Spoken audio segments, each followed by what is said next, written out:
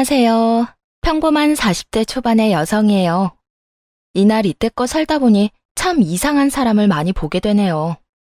오늘 말씀드릴 사람은 이기적이라는 단어로밖에 설명이 안 되는 전시모입니다. 전시모와는 이미 인연을 끊었지만 그 사람이 제게 남긴 상처는 가끔씩 떠올라 여전히 저를 짜증나게 할 때가 있어요. 사실 시모와의 첫 만남은 그리 좋지 않았어요. 남편과 사귀고 있을 때도 시모는 저를 전혀 좋아하지 않았거든요. 아마 제가 일찍 돌아가신 친정 부모님 대신에 고졸로 공장을 다니며 남동생을 뒷바라지한다는 걸 알고서부터 그렇게 싫어했던 것 같아요. 남편은 나쁜 사람은 아니지만 좀 고지식한 면이 있어서 다른 사람에게 그걸 감추려고 하거나 사실을 축소해서 말하는 사람은 아니었거든요. 우리가 사귀던 시절 처음으로 시모와 만났던 자리에서 시모는 남편이 밖에 전화하러 간 사이에 넌지시 이렇게 말했어요. 아직 어리니 그냥 사귀기만 해라. 나는 너처럼 부모도 없고 부양해야 할 가족이 있는 집이랑은 사돈 맺기 싫으니까. 결혼도 어느 정도 맞는 사람끼리 해야 되지 않니? 그러니 이쯤에서 사랑놀이 그만하고 적당히 때려치워. 알았니? 그 말이 정말 큰 상처가 되었어요. 아, 세상 사람들은 부모 없이 자란 고졸 여성에게는 이렇게나 잔인하구나 하는 생각이 들었죠. 그리고 순식간에 제 인생이 10원짜리 한 장만큼도 못한 것처럼 느껴지더군요. 여태 악착같이 일하며 동생의 뒷바라지를 했지만 이런 식으로 다른 사람들에게 나쁜 말을 들은 건 정말 생전 처음이었거든요. 그렇게 상처를 입은 그날 정말 공교롭게도 남편이 깜짝 프로포즈를 하더군요.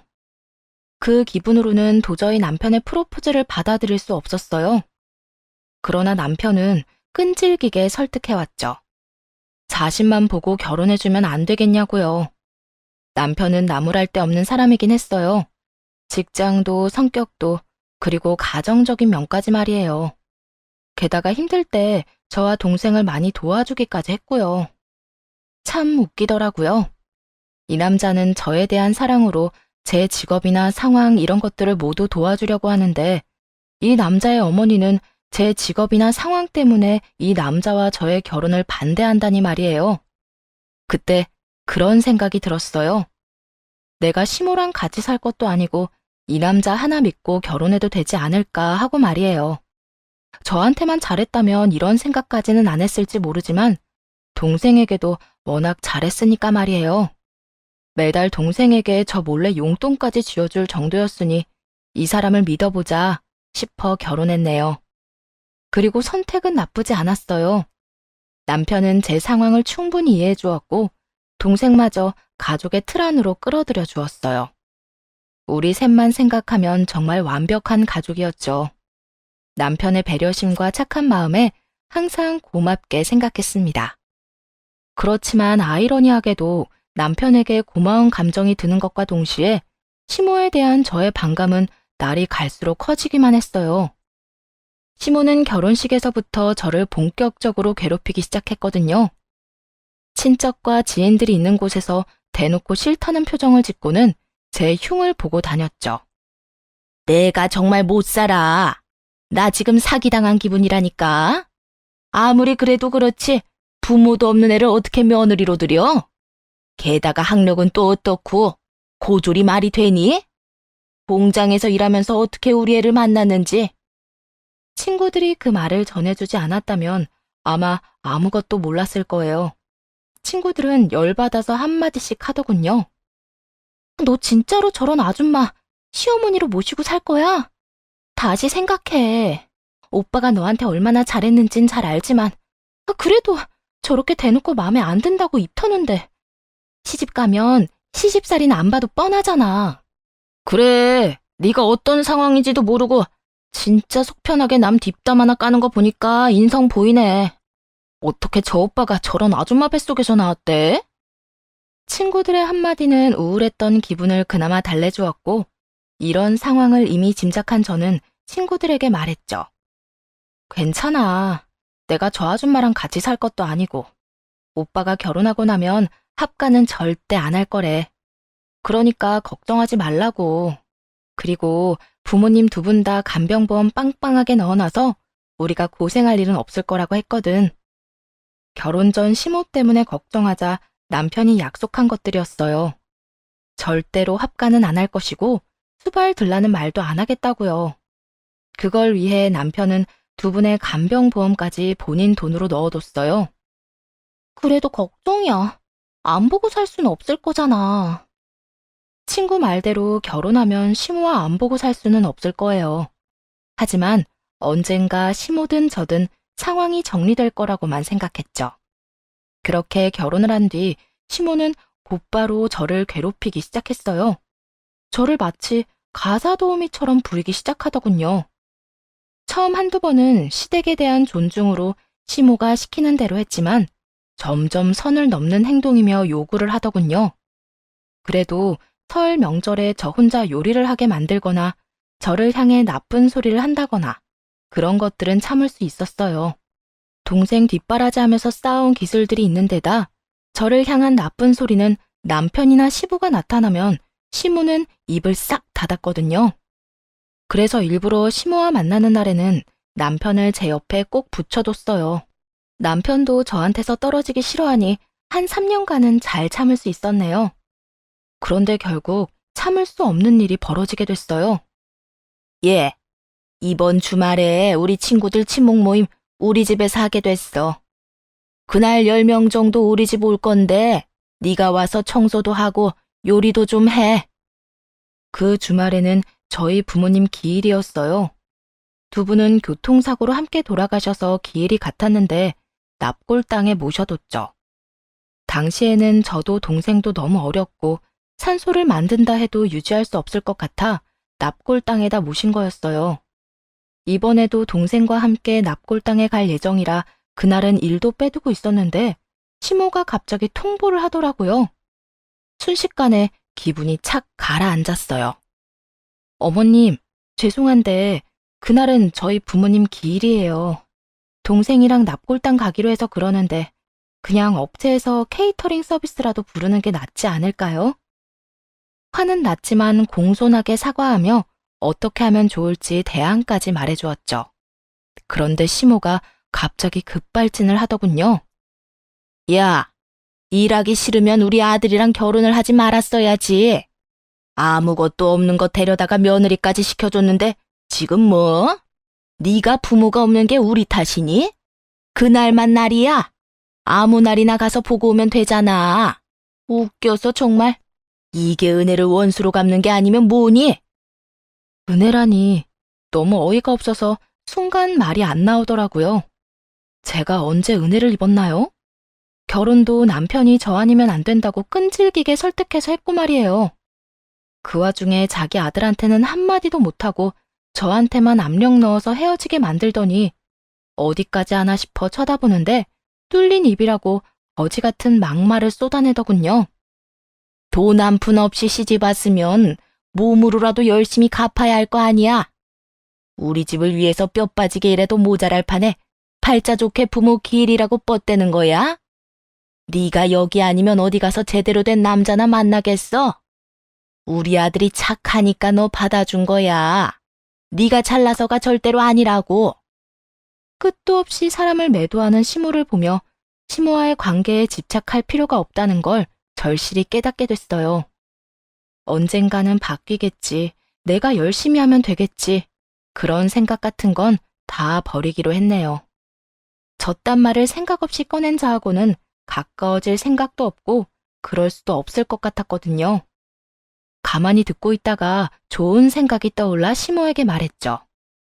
이번 주말 일하러 갈게요. 대신 음식은 저희 집에서 만들어서 가지고 갈게요. 그럼 됐나요? 되긴 뭐가 돼. 와서 청소도 하고 정리도 해야지. 10인분 요리하면 힘 빠져서 아무것도 못할 거예요. 남편이 그거 보고 어머님한테 따져도 괜찮으면 그렇게 하고요. 여전히 제 남편은 시모에게는 든든한 방어막이었어요. 남편을 들먹이자 시모도 더 이상 요구하지는 않더군요. 사실 남편을 들먹이면 요리도 안 해도 됐을 거예요. 납골당 갈 때 남편에게 같이 가자고 한다면 시모도 더 이상 뭐라고 하지 못했을 테지만 그보다 강력한 한 방을 먹이고 싶었거든요. 그렇게 열심히 요리를 준비하기 시작했어요. 식재료부터 사고 밑준비부터 시작해서 토요일 아침부터 점심때까지 열심히 요리를 해서 큰 반찬통 몇 개의 요리를 담아 시댁으로 향했죠. 일부러 모임 시간 딱 맞춰서 시댁에 도착했어요. 갔더니 역시 사람들이 먼저 도착해 있더라고요. 시모는 저를 보며 화를 내더군요. 얘, 왜 이렇게 늦은 거야? 손님들 이렇게 다 와서 기다리는데. 어서 음식부터 세팅해라. 다들 배고프신데. 그 말에 저는 알겠다 대답하고 아주 흥겹고 즐거운 마음으로 거실 중앙에 마련된 커다란 좌식 식탁에 상을 차리기 시작했어요. 그리고 점점 완성되는 상차림에 주변에 있던 사람들이 수군거리기 시작했어요. 시모는 그것도 모르고 입구 쪽에서 친구들을 맞이하고 있더군요. 만든 요리를 상에다 올리고 시모를 불렀어요. 어머님, 상 다 차렸어요. 와서 식사하시면 될 것 같아요. 그 말에 시모가 식탁으로 왔다가 경악스러운 얼굴로 저와 식탁을 번갈아 보며 소리를 빽 지르더군요. 이게 다 뭐야? 너 미친 거 아니냐? 친목 모임에 무슨 제사상을 차려놨어? 맞아요. 제가 차린 건 삼색나물에 탕국, 조기에 산적, 꼬치까지 완벽한 제사상 차림이었거든요. 제기가 아니라 하얀색 도자기 접시에 놓여있을 뿐인 제사상이었죠. 게다가 준비한 디저트도 마찬가지였어요. 튼실한 배와 사과를 윗둥을 깎아 접시에 쌓아 올려놨더니 모양이 좋더라고요. 시모가 요리 준비하라고 했을 때 그런 생각이 들었거든요. 우리 부모님 납골당에 모시느라 여태 제사상도 제대로 못 받으셨는데 이번 기회에 제사상 한번 잘 차려드리면 좋을 것 같다고요. 그렇게 생각하니 시모 친목을 위한 요리인데도 정말 즐겁게 요리를 할 수 있었고 말이에요. 시모는 켜켜이 쌓인 제사상을 보더니 소리를 지르더군요. 너 지금 나한테 개기는 거야? 내가 요리하라고 했다고 지금 이렇게 제사상 차려서 나 엿먹이는 거냐고. 무슨 그런 말씀을 하세요. 제가 오늘이 우리 부모님 기일이라고 말씀드렸는데도 오늘 요리하라고 시킨 건 어머님이잖아요. 무조건 하라고 하시길래 저도 열심히 준비한 거예요. 다만 부모님 생각이 떠올라서 제사에 올라갈 음식을 만들고 싶더라고요. 그게 제 탓은 아니죠.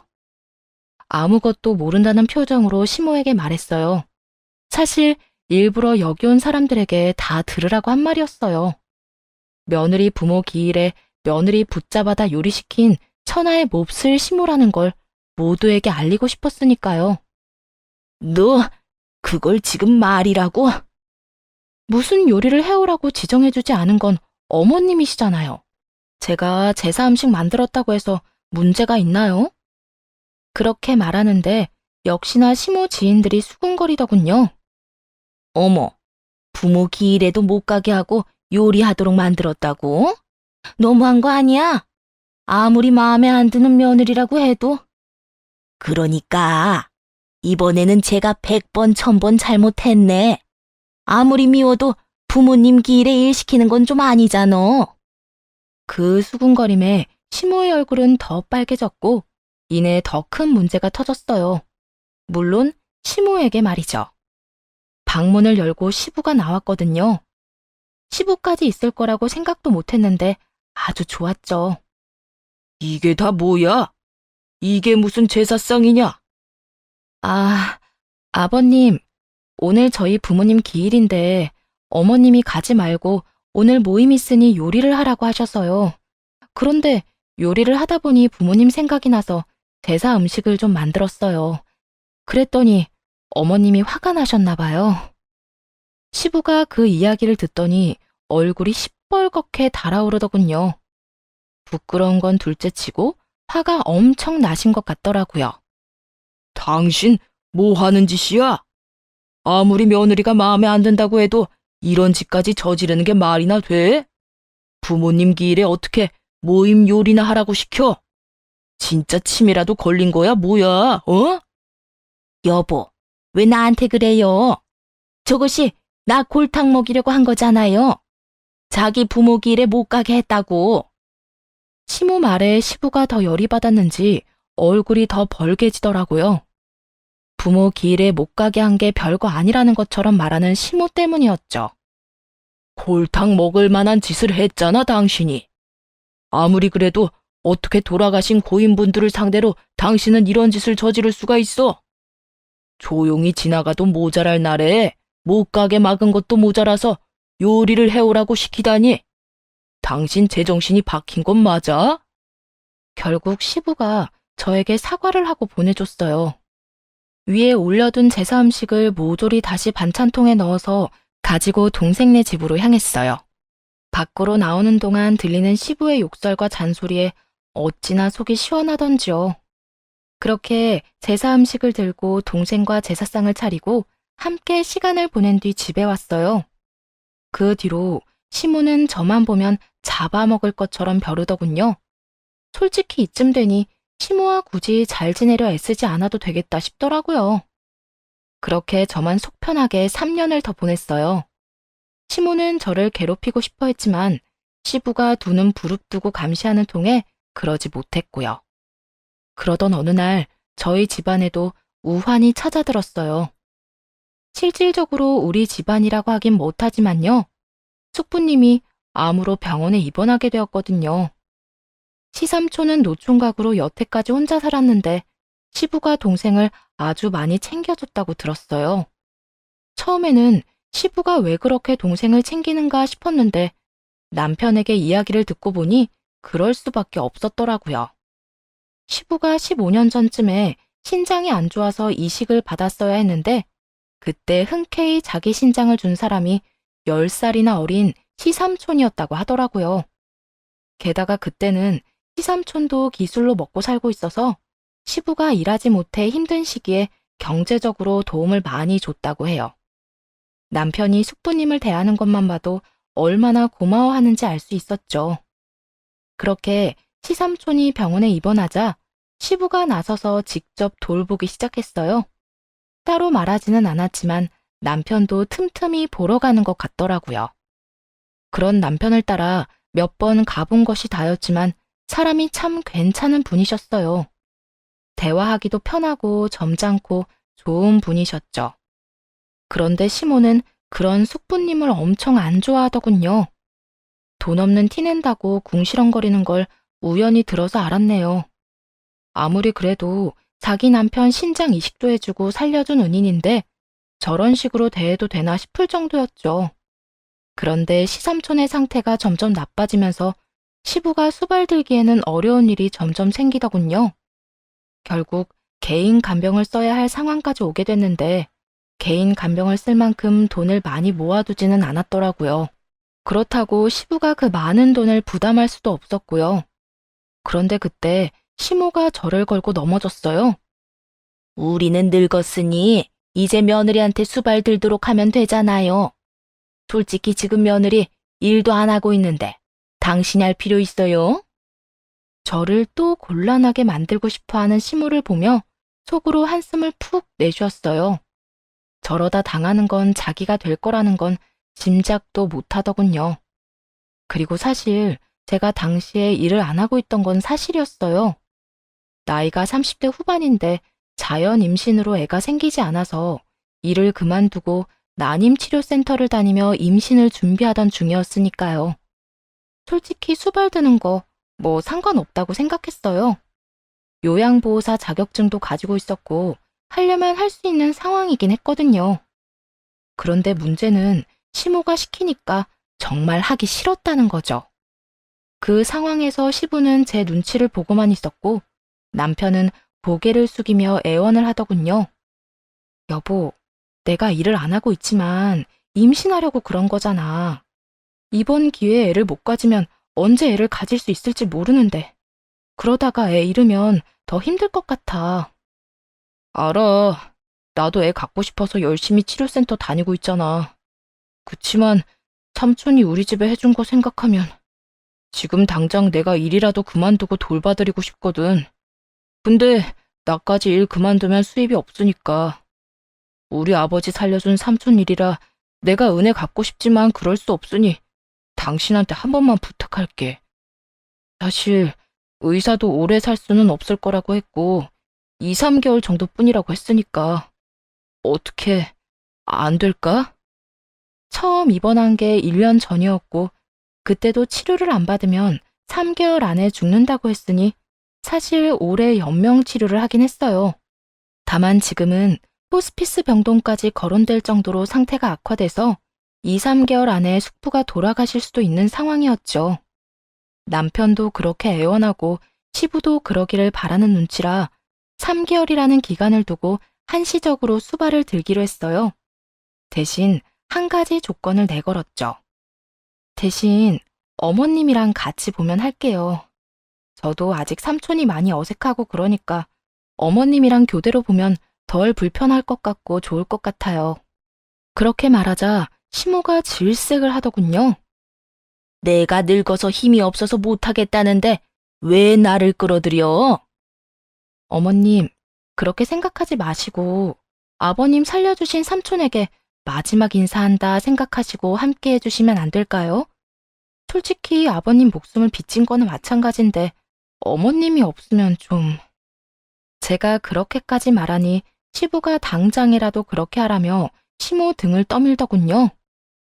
그래, 내 동생이 나 아플 때 얼마나 잘했어? 매달 나 대신 돈도 주고 신장까지 줬잖아. 그때 내 동생 아니었으면 당신도 나도 못 버텼어. 시부가 그렇게 말하자 시모도 결국은 꼬리를 내리더군요. 그렇게 시모도 함께 간병하기로 결정이 났어요. 하지만 시모는 병원에 한 번도 들리지 않았어요. 충분히 예상 가능한 일이었죠. 그 이기적이고 괴팍한 시모가 간병을 올 리가 있겠어요? 그럼에도 제가 시모를 걸고 넘어진 건 모두 다음을 위한 것이었죠. 여보, 이번 주말에 처남 상견례 하는 거 어머니한테 말씀드렸어? 말씀 안 드렸으면 내가 할게. 남동생이 조만간 결혼을 하게 됐고 저는 남편을 말렸어요. 내가 말할게. 걱정하지 마. 그렇게 말하고 속으로 좋은 기회가 왔다 싶었죠. 그날 저녁 여느 때와 마찬가지로 삼촌 수발을 들러 병원으로 갔고 시부가 일을 마치고 들렀더군요. 오늘도 너 혼자야? 이 옆에 내는 같이 보겠다고 해놓고 왜 새아가한테만 맡기고 오지를 않어? 이러니 내가 속에 천불이 나지? 아, 그러지 마세요, 아버님. 어머님도 다 생각이 있으시겠죠. 그렇게 말하며 시부에게 슬쩍 물었어요. 그런데 아버님, 제 남동생이 이번 주말에 상견례를 해요. 그때 남편이랑 같이 가야 해서 그러는데 그날은 어머님한테 삼촌을 잠깐 부탁하려고 하거든요. 괜찮을까요? 나한테 묻고 말고 할 게 뭐가 있어? 갔다 와야지. 그렇게 중요한 날 안 가면 안 되잖아. 네 시어머니한테는 내가 말해둘 테니까. 그러면서 전화기를 찾는 시부를 보며 황급히 덧붙였어요. 번거롭게 그러지 마시고 제가 말씀드릴게요. 곧바로 전화를 들어 스피커폰으로 시모에게 전화를 했어요. 시모가 전화를 받자 제가 말했죠. 네, 어머님. 제가 부탁이 있어서 연락드렸어요. 다른 게 아니라 이번 주말에 동생 상견례가 있어서 잠시 자리를 비워야 해서요. 혹시 이번 주 토요일에만 삼촌 좀 봐주시면 안 될까요? 그렇게 말하자 시모가 다짜고짜 고함을 지르더군요. 야, 네가 뭔데 나한테 일을 시켜? 그거 내가 너한테 맡긴 일이야. 쓸모가 없으면 그런 거라도 확실히 해야지. 네 동생이 상견례를 하건 말건 나하고 무슨 상관이라니? 난 절대 못 해주니까 그렇게 알아.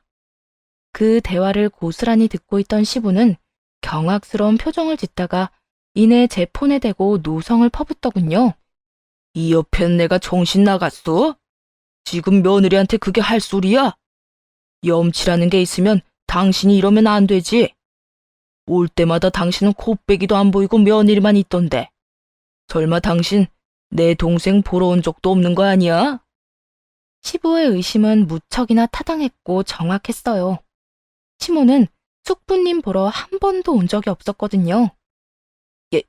여보, 당신이 왜 거기 있어요? 이 망할년이 또 나 엿먹으라고 지금 이러는 거지?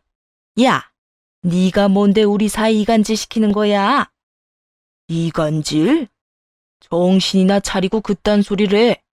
네가 엿먹을 짓을 했으니 지금 내가 화를 내지. 당신 그러는 거 아니야. 내 동생이 나 아플 때 우리 집에 어떻게 해줬는데? 은혜를 원수로 갚아? 게다가 여태 며느리한테 다 맡겨놓고는 생색을 내? 와, 이 옆에 내가.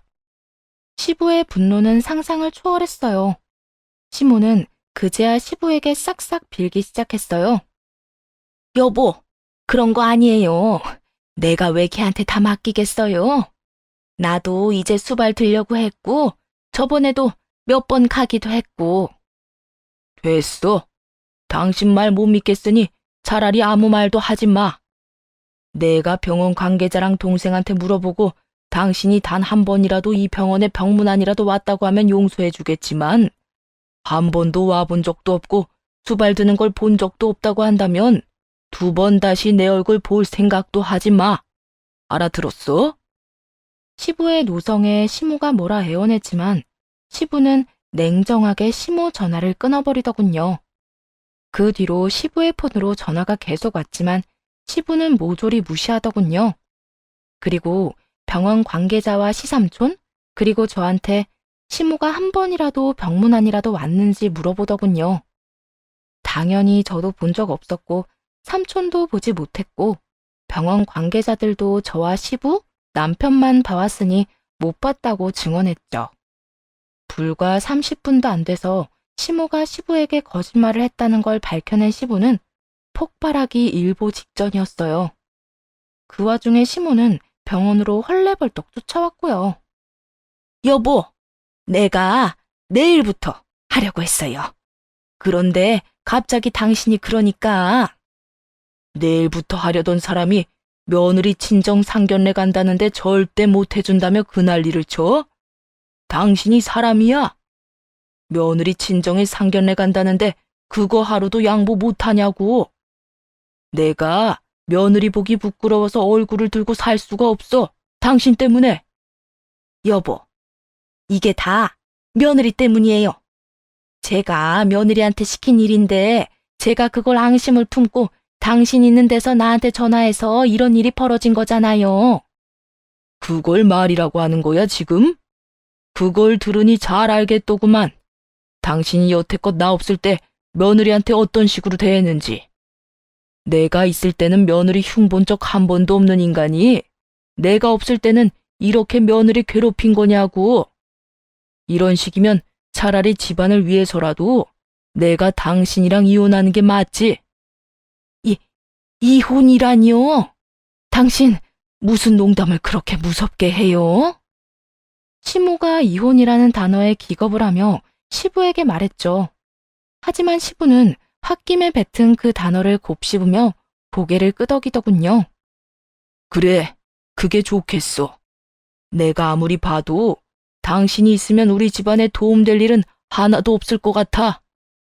나이를 어디로 처먹었는지 아랫사람한테 너그럽고 인자하게 굴지를 못하고 그렇게 괴팍하고 이기적으로 굴다니. 시부의 말에 시모가 시부의 바짓가랑이를 붙잡고 늘어졌습니다. 여보, 그것만은 안 돼요. 이혼이라니요? 이 나이에 이혼하고 혼자 사는 건 절대 안 된다고요. 제가 잘할 거라니까요. 그러니까 제발 이혼만은 봐줘요. 잘하긴 뭘 잘해? 며느리한테 한 것만 가지고 이런 말 하는 거 아니야.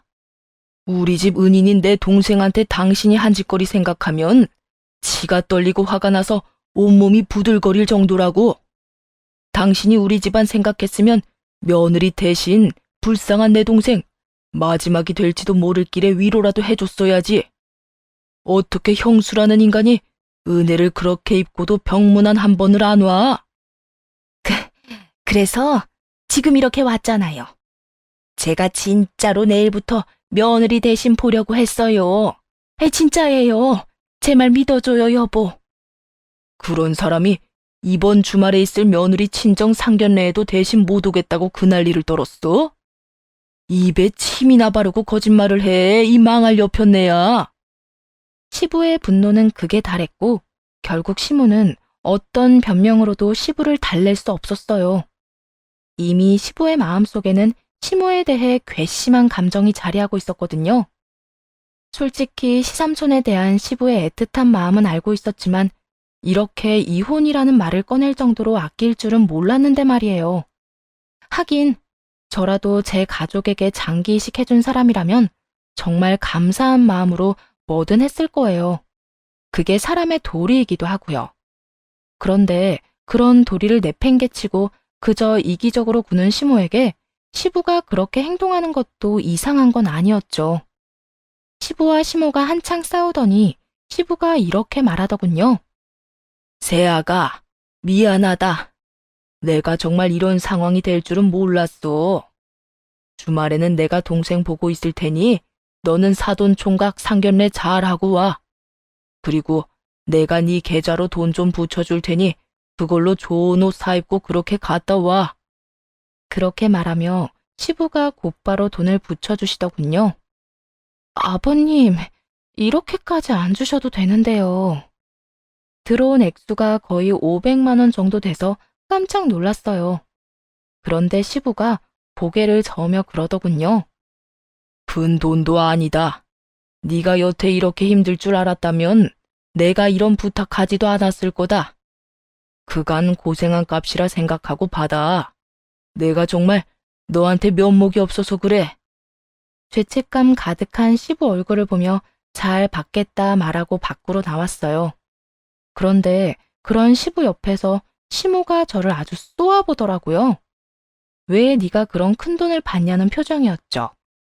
제가 나가고 나서 시모가 또 왜 전현한테 돈을 주냐고 난리를 치고 시부는 당신은 곧 이혼할 건데 무슨 상관이냐고 맞받아치고 아주 두 분이서 싸우고 난리가 났더라고요. 시부 덕분에 시모에게서 벗어난 저는 남편과 그 주말에 동생 상견례를 다녀왔어요. 그리고 아무것도 모르고 있던 남편이 시부와 시모의 이혼 소식을 들은 건 그때쯤이었어요. 상견례가 끝나고 남편이 엄청 당황한 채 돌아왔죠. 여보, 우리 부모님이 연세에 이혼하신대. 이게 말이나 돼? 어머니가 전화와서 아버지 말려달라고 나한테 부탁하는데 이게 다 무슨 일인지 모르겠어. 결국 발등에 불 떨어진 시모가 아들인 남편을 붙들었더군요. 하긴 그 상황에서 뭐라도 해보려고 했겠죠. 아버님은 뭐라고 하시는데? 나도 무슨 일로 그러나 싶어서 아버지한테 말해봤는데 아버지는 완전 막무가내셔. 저런 인간 이하랑 같이 못 살겠다고 하시는데 아니 무슨 일인지 말은 해줘야지. 그리고 아무리 그래도 그렇지 몇십 년을 같이 산 부부인데 이렇게 뚝 끊는 게 말이나 돼? 남편은 기본적으로 시모와 시부의 이혼을 반대하는 입장이었어요. 하긴 워낙 고지식한 면이 있는 사람이라 시부가 왜 저러는지 모르니 답답할 수밖에요. 그러더니 저한테 남편이 물어보더군요. 당신은 뭐 아는 거 없어? 아버지는 완전 말이 안 통하고 내가 웬만하면 이혼하지 말고 참아보라고 했는데 이번 기회가 아니면 영영 인연 끊을 기회 없을까봐 그런다고 그런 말씀만 하시니 나도 답답해. 그래서 여태 있었던 일을 남편에게 말해줬어요. 사실 이번에는 나 때문인 것 같아. 어머님이 삼촌 보러 한 번도 안 왔었는데 이번에 우리 상견례 때문에 어머님한테 처음으로 봐달라고 부탁드렸거든. 그런데 어머님이 그걸 거절하셨고 그걸 아버님이 옆에서 듣고 계시다가 화를 엄청 내셔서. 뭐? 이번에 우리 다녀온 상견례? 응. 그것뿐이면 아버님도 이혼하자고는 말씀 안 하셨겠지. 그거보다는 아마 어머님이 한 번도 삼촌 입원한 병원에 와본 적 없는 걸 아버님이 아셔서 그랬던 것 같기도 하고. 남편이 눈이 커다랗게 뜨며 쳐다보더군요. 이제까지 어머니랑 같이 삼촌 본 거 아니었어? 내가 삼촌 수발 들었던 시간 동안에는 어머님 오신 적 한 번도 없어. 사실 그것도 아버님이 병원 관계자 통해서 알아본 거라서 나도 자세한 건 잘 몰라. 남편은 경악하더니 한숨을 푹 쉬고는 고개를 푹 숙이더군요. 아, 여보, 미안해. 설마 이런 일이 벌어질 줄은 몰랐어. 난 당연히 어머니가 같이 해주는 줄 알고 있었는데, 앞으로는 간병하지 마. 내가 좀 무리해서라도 간병비 마련할게. 처음부터 이렇게 했어야 했는데, 내가 미안하다. 그러더니 남편은 그 자리에서 바로 어디론가 전화를 걸더군요. 어머니, 어떻게 이럴 수가 있어요? 처남 상견례까지 끌어들여서 괴롭혀놓고 저한테 아버지랑 이혼하지 않게 해달라고 한 거예요? 게다가 삼촌을 한 번도 보러 간 적도 없다는 게 말이 돼요? 아들, 너도 네 마누라 편드는 거야? 왜 이 집안에 내 생각해주는 사람이 단 한 사람도 없어? 어머니가 처신을 똑바로 하지 그러셨어요. 와이프 괴롭히는 것도 그렇고 아버지 살려준 삼촌을 그런 식으로 홀대하는 것도 그렇고. 아, 됐어요. 이제 알아서 하세요. 저는 부모님 이혼에 간섭 안 할 테니까요.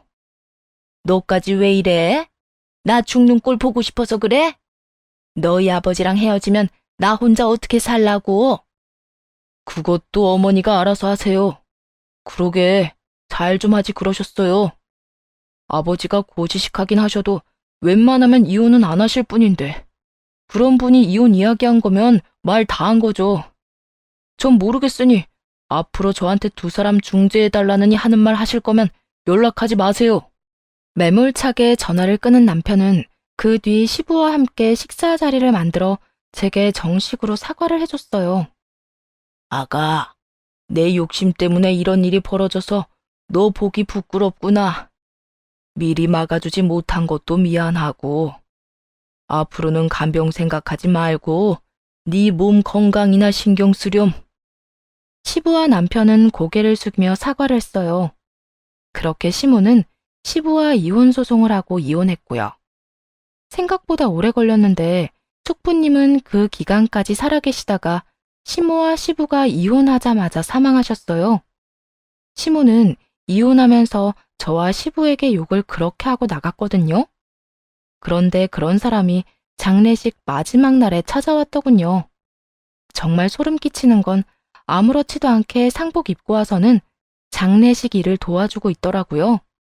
이미 이혼하고 남남이 됐는데도요. 당신 도대체 여기서 뭐해?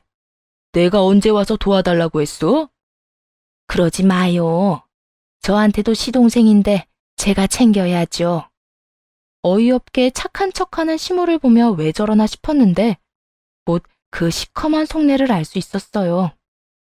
그런데 도련님이 죽으면서 보험금을 많이 남겼다면서요? 엄밀히 따지면 저도 얼마 전까지 가족이었는데 보험금 정도는 좀 받을 수 있잖아요. 아니, 다 달라는 건 아니고 그래도 머릿수대로 나눠서. 그 이야기에 저도 남편도 시부도 정말 벙찐 표정으로 시모의 이야기에 정신을 못 차렸어요. 장례식 마지막 날 와서 저런 짓 한 이유가 보험금 때문이었다니. 당신 어디까지 망가질 작정이야? 내 동생이 죽었어. 나를 살려주고 내 집을 살려준 내 동생이. 그런데 여기 와서 내 동생 목숨값을 달라고? 당신이 뭘 했는데? 나도 여지껏 시동생 잘 챙겨줬잖아요. 간병할 사람 없을 때 내가 해결해주기도 했고, 다른 사람에게 떠넘긴 것도 해결이라고 생각하는 모양인지 뻔뻔한 낯짝으로 그런 말을 하는 시모를 보니 헛웃음이 나더군요. 당신이 해주긴 뭘 해줘? 다 여기 있는 우리 며느리가 한 거지. 당신이 한 짓이라고는 내 동생이 혼자 노총각으로 살면서 돈 못 번다는 소리하며 무시한 거밖에 더 있어? 게다가 내 동생 간병해준 며느리 괴롭히기만 했지. 시부의 분노는 상상을 초월했어요. 이혼을 했으니 이제 다 끝났다고 생각했는데 저렇게 와서 땡깡을 피우니 속에 천불이 날 수밖에요. 보험금 가지고 싶어? 그런데 어째? 그거 여태 내 동생 돌봐준 며느리한테 다 돌아갈 건데 당신한테는 한 푼도 없어. 시부의 말은 저도 처음 듣는 말이었어요. 시삼촌에게 보험금이 있다는 이야기는 들었는데 당연히 그건 법정 상속인이 가져간다고 생각하고 있었거든요. 그런데 갑자기 시부가 저런 말을 하길래 저도 당황한 상태였죠. 그런데 저보다 더 당황한 사람이 시모더라고요. 아니, 왜 쟤한테 다 가는 건데요? 당신이 혈육이고 우리 아들이 있는데, 그리고 그렇게 치면 나한테도 지분이 있어야 하잖아요. 저한테 돈이 돌아오면 돈 한 푼 못 받을 거라고 생각한 시모가 다급하게 소리를 지르며 화를 내더군요. 시부가 한심한 표정으로 시모를 쳐다보더니 이렇게 말했습니다. 당신이 그렇게 홀대한 내 동생이 정한 거야. 고마운 사람한테 나눠주라고 했는데 그 안에 당신 이름은 없으니까 제발 여기서 헛짓거리 하지 말고 나가. 동생 가는 길 부정타게 하지 말고. 이럴 수는 없어요. 왜 내가 한 푼도 못 받아? 나는 이혼까지 당하고 지금 이렇게 비루하게 사는데 어떻게 며느리 때문에 나를 버릴 수가 있냐고요? 몇십 년 같이 산 저보다 며느리가 더 중요해요? 끝까지 모든 것이 제 탓이라 말하는 시모를 보며 시부가 가슴을 주먹으로 내려치며 화를 버럭 냈어요. 며느리 때문에 당신이랑 이혼한 게 아니야. 당신이 이러니까 내가 당신이랑 이혼한 거지. 지금도 보라고. 장례식장에 와서 내 동생 목숨값 달라고 떼쓰는 당신 모습 좀 보라고. 이게 인간이 할 짓이야? 짐승도 이런 짓은 못해. 살아서도 대접 못 받은 내 동생인데 죽어서까지 돈으로 취급받아야 해? 아들, 너는 내 마음 이해하지? 나 너무 억울하게 이혼하고 지금 이러고 있는 거 불쌍하지도 않니? 응? 저한테 그런 이야기 하지 마세요. 저는 어머니 마음 같은 거 이해도 못하겠어요. 이혼하게 된 것도 모두 와이프 탓만 하시고 제 와이프가 뭘 잘못했는데요? 어머니 대신해서 삼촌 간병하면서 난임 치료까지 하면서 얼마나 마음고생이 심했는데 그런 와이프를 위로를 해주지는 못할 망정 괴롭히기나 했잖아요. 시어머니와 며느리라는 건 다 그런 거야. 서로 이해도 못하고 이해도 안 되는 그런 사이. 내가 낳은 아들이 왜 내 편을 안 들고 며느리 편을 들어? 말이 아예 안 통하네요. 됐어요. 어머니랑 더 이상 이야기하고 싶지 않으니 나가세요. 고인 가시는 길에 방해만 하고 있지 마시고요. 혹시라도 와이프한테 와서 돈 내놓으라고 하거나 협박하시면 저 진짜로 신고할 생각이니 그렇게 아세요? 시모는 마치 하늘이 무너져 내리는 듯한 표정으로 말을 잇지 못하더군요. 아들은 무조건 자기 편을 들어줄 거라고 생각한 모양이었어요. 결국 남편과 시부의 분노 때문에 시모는 쫓겨나고 말았죠. 남편도 시부도 고래에 고함을 지르는 시모에게 눈길 한 번 주지 않았어요. 남편은 저를 신경 쓸 뿐이었고 시부는 불쾌한 표정으로 연신 한숨만 푹푹 내쉬더군요. 다른 사람들한테 붙들려 나가는 시모를 보며 고개를 저었네요. 그러게 진작 있을 때 잘했어야죠. 사람이 은혜를 입고도 저렇게 뻔뻔하게 구니 도와주는 사람이 하나도 없는 거 아니겠어요? 이런 일이 있으면 옆에서 거들어줄 사람이 하나라도 있기 마련인데 그런 사람도 없이 홀로 와서 저렇게 쫓겨나는 걸 보니 시모가 살아온 세월이 어땠는지 저절로 그려지더군요. 나중에 시부에게 들어보니 시삼촌이 혼자 살면서 남긴 건 많지 않다고 하더라고요. 모아둔 돈은 긴 투병 동안 다 써버린 상태였고 그나마 보험금만이 남았다고요. 시부는 그 보험금으로 남은 병원비와 장례식장 비용을 내고 나머지 대부분의 보험금을 저한테 주셨어요. 아버님, 이렇게까지 안 하셔도 돼요. 저야말로 몇 달 간병하지도 않았는데. 솔직히 평생 본 사람도 아니고 죽기 전 몇 달간 간병한 사이일 뿐인데 그런 돈을 받는다는 게 죄송하기도 했죠. 그런데 시부가 고개를 저으며 그러시더군요. 그동안 아무것도 모르고 고생하게 만들어서 미안해서 그래. 그리고 이건 내 생각이 아니라 내 동생 생각이기도 하고. 마지막에 네가 옆에 있어줘서 참 좋았다고 하더라. 위로도 되고 말 상대가 있어서 힘든 것도 잘 이겨냈다고. 남편도 옆에서 거들더군요. 나도 똑같은 마음이야. 은혜를 갚아야 할 사람이 우리 가족인데 당신이 은혜를 갚았으니 그 돈은 당신 거야. 그러니까 당신 원하는 대로 써. 그게 삼촌이 원하는 거니까. 그렇게 저는 숙부님이 남긴 보험금을 받았어요. 주변 상황이 뭐랄까 굉장히 깔끔하게 정리돼서 그런지 몇 달 뒤에 바로 임신이 됐어요. 자연 임신으로 임신이 될 거라고는 상상도 못했는데 그렇게 아이를 가지니 남편도 시부도 엄청 좋아해줬어요. 저한테 복덩이라며 제 아들한테도 엄청 마음을 쏟아주니 저야말로 더 고맙더라고요. 사실 아직까지도 시모가 저희 집에 찾아오기는 해요. 끈질긴 사람이죠. 시모가 손주를 핑계로 찾아와서는 돈 이야기를 꺼낼 때면 시부와 남편이 저보다 더 열받아 하며 쫓아내주곤 합니다.